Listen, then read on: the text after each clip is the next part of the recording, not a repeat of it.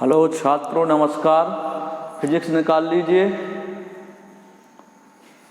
आज हमें फिजिक्स में कुछ नया पढ़ना है। मैंने आपको 60 कोटिमान सिखाए थे, कुछ होमवर्क भी दिया था।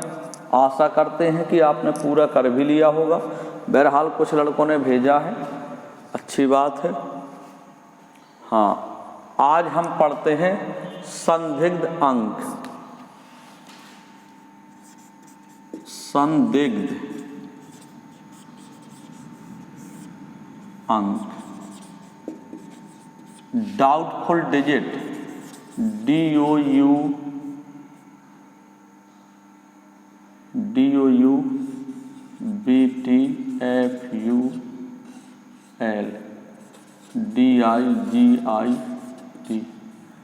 Doubtful digit.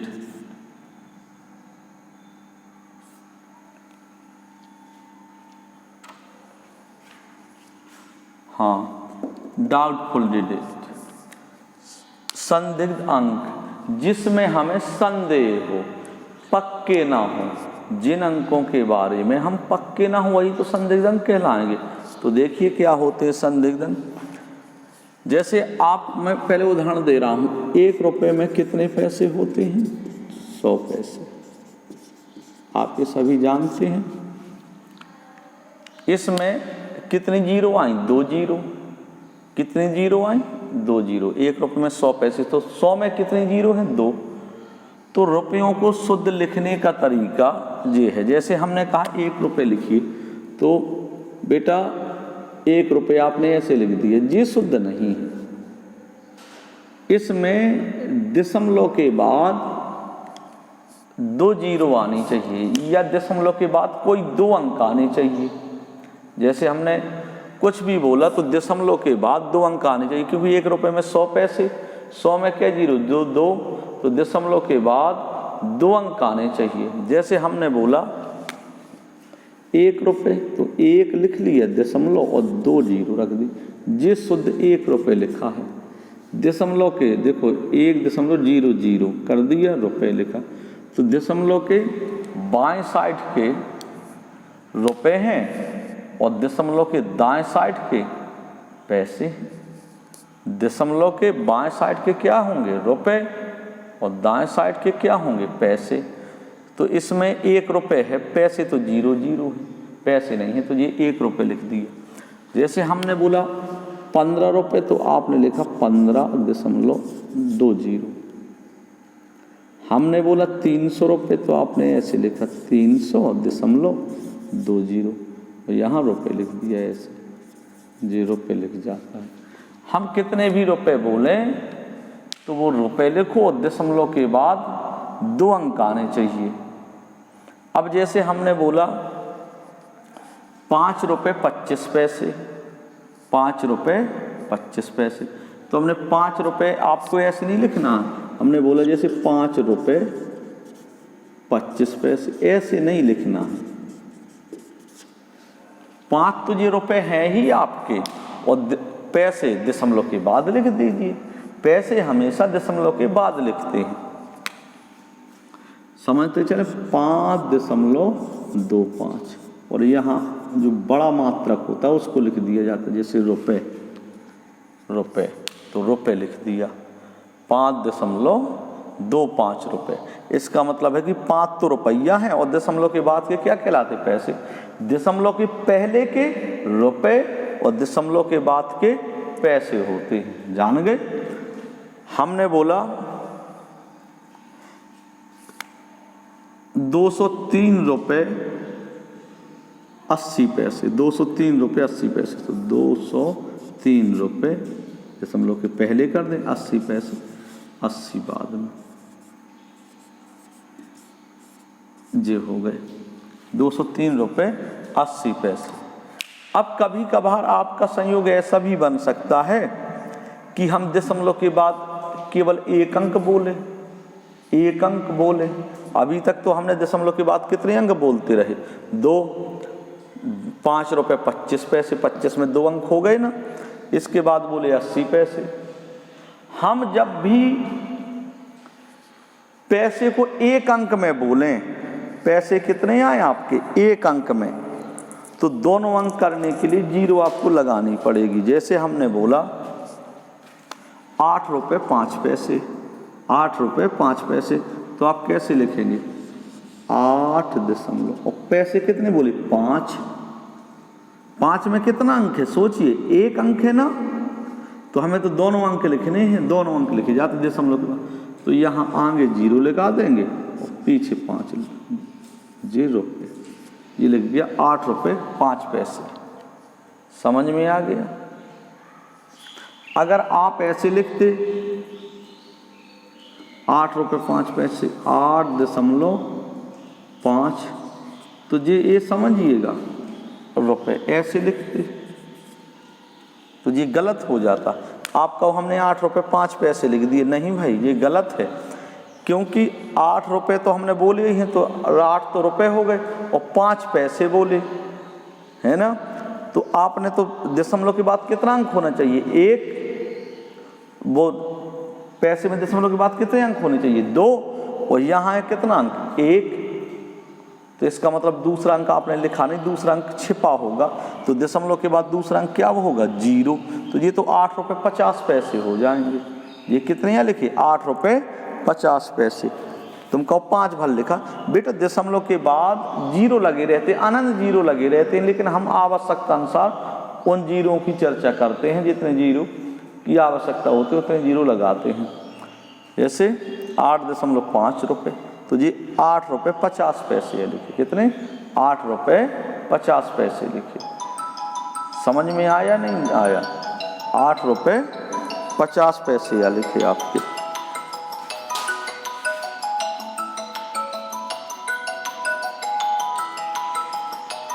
क्लियर हो गया?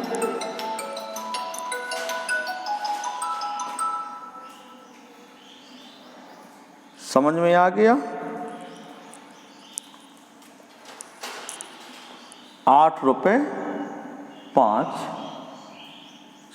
नहीं है जी, 50 है। क्यों है 50? क्योंकि दशमलव के बाद कितने अंक रखे जाते हैं 2 अंक। कितने अंक रखे जाते हैं दशमलव के बाद 2, इसमें है 1 अंक, तो इसका मतलब दूसरा अंक इसका आपने लिखा नहीं है, और दूसरा अंक जो नहीं लिखा तो वो क्या होगा 0 होगा, जो नहीं लिखा है आपने। तो ये हो गए 8 रुपये 50 पैसे। और 8 रुपये 5 पैसे कैसे लिखेंगे 8.05, जी 8 रुपये 50 पैसे लिखे। कैसे? क्योंकि दशमलव के बाद 2 अंक होते हैं, आपने दोनों अंक तो लगा दिए, तो अब इसको 5 ही पढ़ेंगे। हमने जैसे बोले 9 रुपये 6 पैसा, 9 रुपये 6 पैसा, आपने लिखा 9.6 रुपये, तो ये आपका क्या लिख गया, गलत लिखा है। आपने लिखा 9 रुपये 6 पैसे, नहीं, ये 9 रुपये 60 पैसे लिखा है। क्यों? क्योंकि दशमलव के बाद कितने अंक होते हैं 2 अंक होते हैं ना दशमलव के बाद, और यहाँ आपने लिखा 1, तो दूसरा वाला अंक आपने लिखा नहीं होगा, वो विलुप्त किया है आपने, लिखा नहीं है, तो वो दूसरा वाला अंक क्या होगा 0 होगा। 0 हमेशा दशमलव के बाद आती है, कोई अंक है तो उस अंक के बाद जितने बहुत सारे 0 लगी रहती है, लेकिन यहाँ रुपये पैसे में जो है 2 अंक लिखे जाते हैं दशमलव के बाद, आपने लिखा 1 अंक, तो ये 60 पैसे पढ़े जाएंगे, 9 रुपये 60 पैसे। और हमें लिखना है कितना 9 रुपये 6 पैसे, तो आप लिखेंगे 9.06। मतलब रुपयों में दशमलव के बाद कितने अंक आने चाहिए, दशमलव के बाद 2 अंक आने चाहिए। अगर आप रुपये लिख रहे हो तो दशमलव के बाद कितने अंक आने चाहिए 2। समझ में आ गया? ये इतने रुपये, ये रुपये का लिए हो गया। अब आप किलोग्राम लिख रहे हो तो किलोग्राम और ग्राम में देखो कितने का अंतर है। 1 किलोग्राम में कितने ग्राम, 1000 होते कि नहीं होते। देखो 1 किलोग्राम बराबर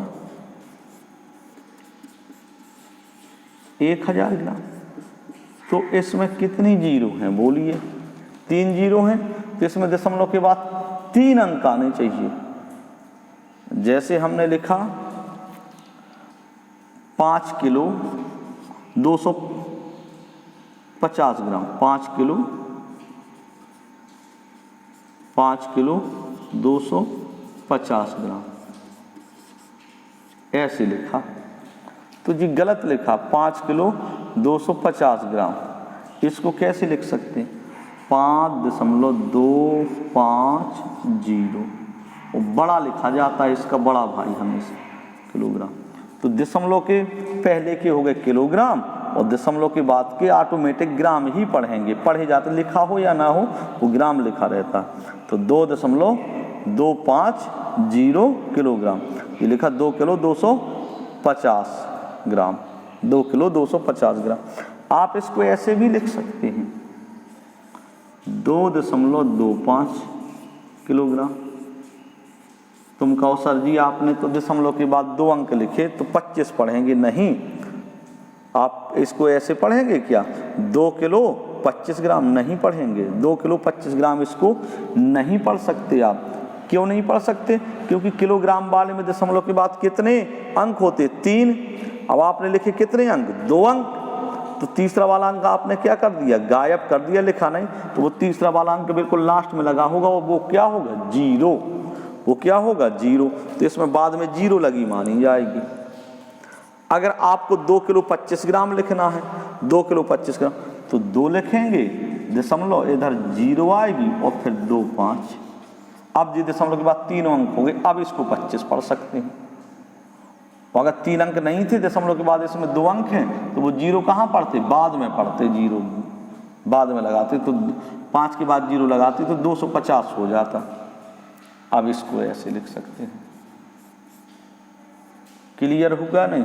2.025, ये कितना है? 2 किलो है और 25 ग्राम है। ठीक, क्यों है 25 ग्राम? क्योंकि दशमलव के बाद 3 अंक होते हैं, जिसमें दशमलव के बाद 3 अंक तो आ गए। दशमलव के बाद 3 अंक होते हैं, तो दशमलव के बाद 3 अंक आ गए। 0 1 2 हो गए ना 3 अंक। और अगर आप 0 ना लगाते तो फिर 250 पढ़ना होता, क्योंकि दशमलव के बाद 3 अंक होते हैं। तो बाद में 0 लगाएं या ना लगाएं, हमेशा लगी मानी जाती है 0। ठीक, अगर आपने कम अंक लिखे हैं, जितने अंकों की आवश्यकता है, जितने अंक लिखे जाने हैं, उससे अगर आपने कम लिखे हैं तो बात में 0 माना जाता है। जैसे हम लिखें 5 रुपये 50 पैसे, तो देखो आप ऐसे भी लिख सकते 5.0, ऐसे लिख सकते हैं 5 रुपये जी 50 पैसे या लिखते। क्यों? क्योंकि रुपए में दशमलव के बाद कितने अंक हैं? 1 रुपये में कितने पैसे होते हैं? ऐसे सोच ली 100, तो 2 0 आए, तो 2 अंक बाद दशमलव, दशमलव के बाद मतलब 2 अंक होते हैं। 5 रुपये और दशमलव के बाद कितने अंक होते हैं? 2। यहाँ कितना अंक है? 1 अंक है ना, इसका मतलब दूसरा अंक आपने लिखा नहीं है ना, तो दूसरा अंक क्या माना जाएगा? वो इधर होगा 5 के बाद। तो दूसरा अंक लिखा नहीं है, तो वो 0 माना जाएगा, 0 रहता है, छिपा है इसमें 0। तो जी लिखिए 5 रुपये 50 पैसे, 5 रुपये 50 पैसे या लिखिए। समझ में आया? 5 रुपये 50 पैसे ये लिखे हैं। क्लियर है? 5 रुपये 50 पैसे। अब वो 0 आपने लिखा हुआ है ना, या नहीं लिखा है, लेकिन वो 0 माना जाएगा।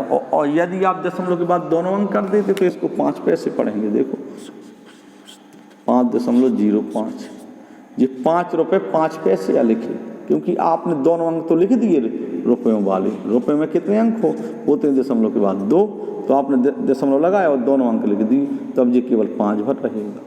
तो 5 रुपये 5 पैसे, 5 रुपये 5 पैसे, तो इसको पढ़ेंगे 5 रुपये 50 पैसे। ठीक है, ये समझ में आ गया? तो रुपए वाले में दशमलव के बाद कितने अंक आने चाहिए ये बताइए? 2। किलोग्राम और ग्राम में वाले पैमाने में कितने अंक आने चाहिए दशमलव के बाद? 3 आने चाहिए ना। अब सेंटीमीटर और मिलीमीटर का भी समझिए आप लोग, फिर ये परिभाषा समझ में आएगी आपको।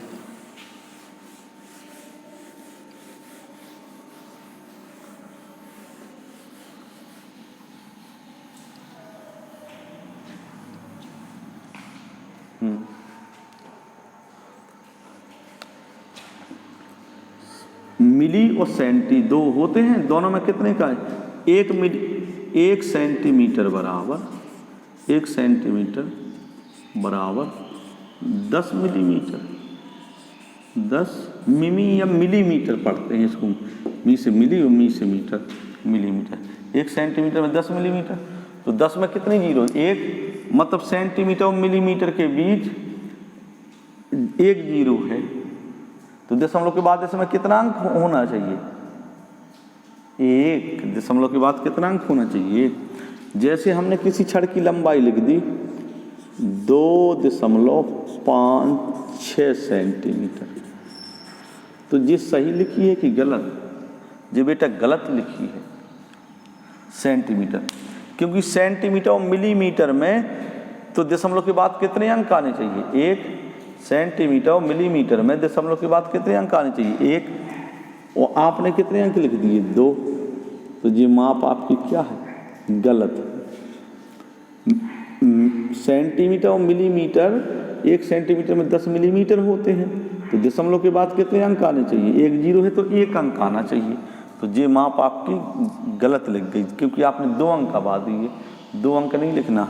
आपके ये नाप ऐसी हो नहीं, 2 हम कहें 2 सेंटीमीटर 56 मिलीमीटर, 56 कैसे होंगे? 56 होते नहीं, दशमलव के बाद 1 अंक आएगा।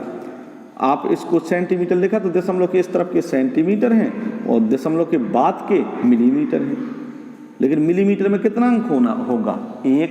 मिलीमीटर वाले पैमाने में 1 अंक होगा, तो दूसरे वाले अंक को आप क्या करोगे? काट दोगे, तो 2 दशमलव और 5 या 5 से ज़्यादा होता है, अगर आप उसे काटते हैं तो यहाँ पर 1 बढ़ जाता है। 5 था तो 5 की जगह क्या हो गया? 6 जी आ गया 2.6 सेंटीमीटर। तो सेंटीमीटर वाला पैमाना हो, यदि सेंटीमीटर वाला पैमाना हो तो उसमें दशमलव के बाद कितने अंक आने चाहिए? 1। यदि सेंटीमीटर पैमाना है तो उसमें दशमलव के बाद 1 अंक आने चाहिए। यदि सेंटीमीटर पैमाना है तो उसमें दशमलव के बाद कितने अंक आने चाहिए? 1। यदि सेंटीमीटर पैमाना है तो उसमें दशमलव के बाद कितने अंक आने चाहिए? 1। और रुपए वाला पैमाना है तो उसमें दशमलव के बाद कितने अंक आने चाहिए? 2। और किलोग्राम और ग्राम वाला पैमाना है तो उसमें दशमलव के बाद 3 अंक आने चाहिए। ठीक, अब आते हैं, अब समझिए टॉपिक को। हमने किसी छड़ की माप, जैसे फिर वही उदाहरण, हमने किसी छड़ की माप 2.5 सेंटीमीटर लिखी, तो ये तो सही है, ये सही है, क्योंकि सेंटीमीटर और मिलीमीटर में 10 होते हैं। 1 सेंटीमीटर मिलीमीटर 10, दशमलव के बाद कितने अंक आते हैं? 1, तो इसमें दशमलव के बाद 1 ही तो अंक आया, तो आपने लिख लिया इसमें दशमलव के बाद कितने अंक हैं? 1, तो ये माप सही है। लेकिन यदि हम किसी छड़ की माप 2.46 लिख दें सेंटीमीटर, तो ये गलत है। ये क्या है? गलत, क्योंकि इसमें दशमलव के बाद कितने अंक आने चाहिए? 1, और इसमें है दशमलव के बाद 2 अंक, 4, 6, 2 अंक है कि नहीं? और जबकि दशमलव के बाद कितने अंक आना चाहिए? 1। समझ में आया ना? हमारी किसी छड़ की माप 2.46 सेंटीमीटर है, तो ये गलत है, क्योंकि 1 सेंटीमीटर मिलीमीटर 10 होते, मिलीमीटर में 1 जीरो होती, तो दशमलव के बाद 1 अंक आना चाहिए, इसमें 2 अंक हो गए, 2 अंक आ गए, तो ये माप कैसी है? गलत। तो ये दूसरा जो अंक है इसको काट दो, क्योंकि माप गलत है। दशमलव के बाद आपको केवल 1 ही अंक लिखना पड़ेगा, क्योंकि जो हमारा साधारण पैमाना है, आपने अपनी पटरी भी देखी होगी, तो उसमें भी, आपकी पटरी में भी दशमलव के बाद कितने अंक दिए गए हैं?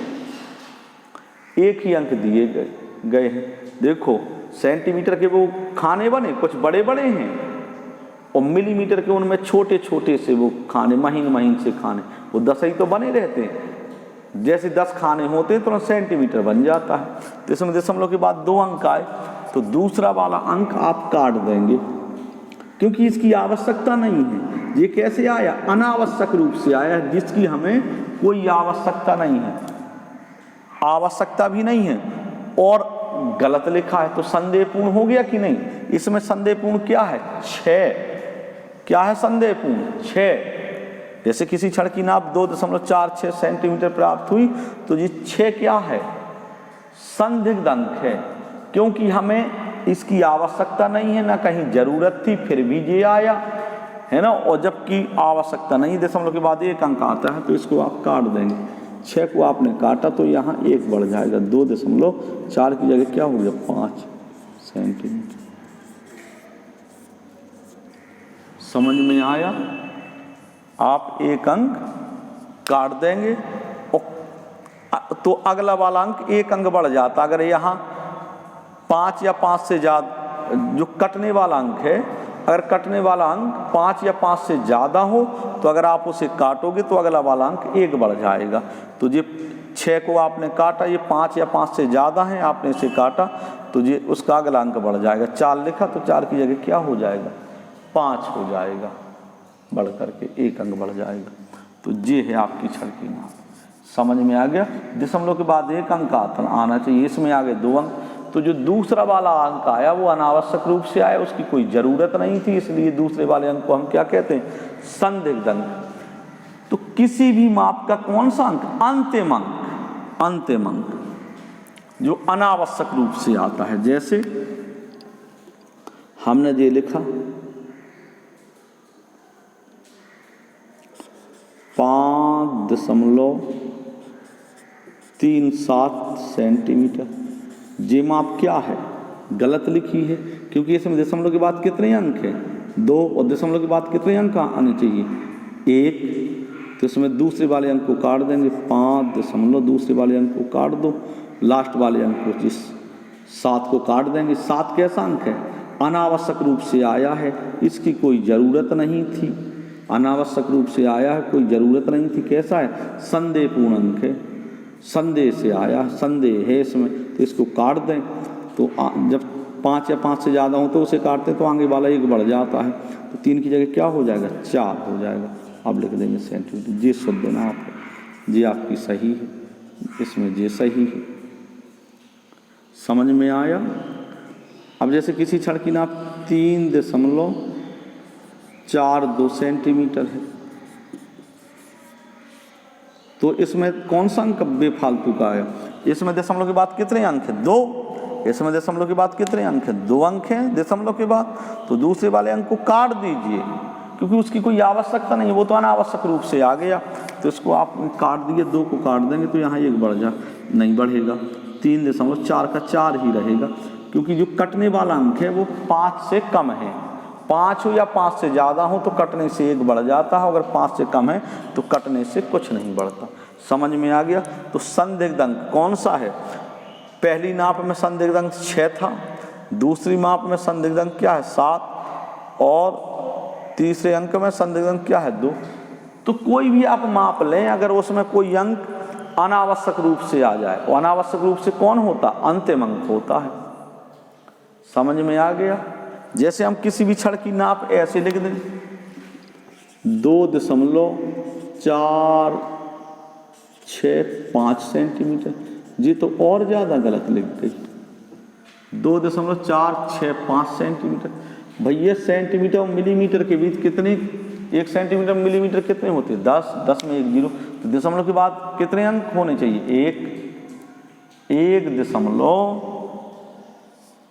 वो 2.465 सेंटीमीटर है, किसी छड़ की माप हो ही नहीं सकती, क्योंकि सेंटीमीटर और मिलीमीटर में कितने का अंतर है 10 का अंतर है ना। तो दशमलव के बाद कितने अंक आना चाहिए 1 अंक आना चाहिए, आना चाहिए ना 1 अंक। दशमलव के बाद हमारी माप में कितना अंक आना चाहिए 1, और इसमें दशमलव के बाद कितने अंक है 3 अंक रख दिए। तो इसमें कितने अंक बेफालतू के आ गए 2 अंक गैर फालतू के आ गए, 5 भी गैर फालतू का है और 6 भी बिना फालतू का है। इसकी क्या कोई आपको आवश्यकता थी, नहीं थी। इस वाले अंक की आपको कहीं कोई आवश्यकता नहीं थी, बेवजह आया, बेफालतू का आया, इसलिए इन दोनों अंकों को काट दी। क्योंकि हमारी जो नाप है उसमें दशमलव के बाद 1 अंक होता है, हमारा साधारण पैमाना दशमलव के बाद 1 अंक तक ही शुद्ध माप मापता है।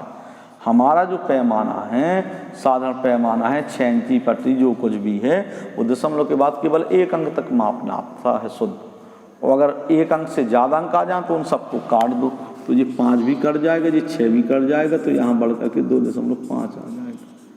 समझ में आ गया? तो किसी भी माप का जो अंतिम अंक होता है, जो अनावश्यक रूप से आता है, उसको हम क्या कहते हैं? संदिग्ध अंक। हाँ, अब आप हेडिंग डाल लें। संदिग्ध अंक समझ में आ गया तो हेडिंग डालिए संदिग्ध अंक। संदिग्ध अंक किसी भी माप का, लिखें आप लोग, संदिग्ध अंक में लिखें, किसी भी माप का अंतिम अंक, किसी भी माप का अंतिम अंक जो अनावश्यक रूप से आता है, उसे सार्थक अंक कहते हैं। उसे सार्थक अंक कहते हैं। किसी भी माप का अंतिम अंक जो अनावश्यक रूप से आता है, उसे सार्थक अंक कहते हैं।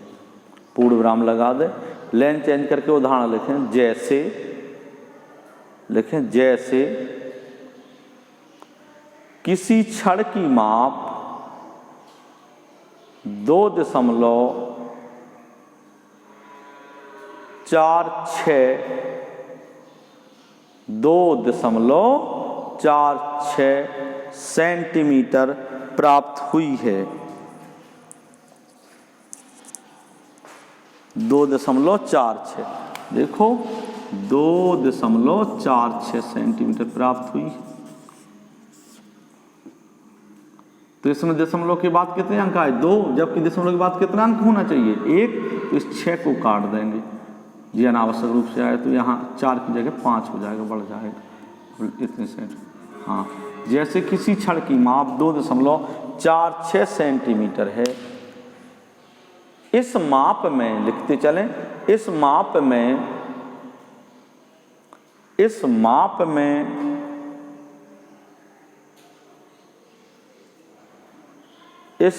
में दशमलव के बाद 2 अंक हैं। इस माप में दशमलव के बाद 2 अंक हैं, जबकि हमारा साधारण पैमाना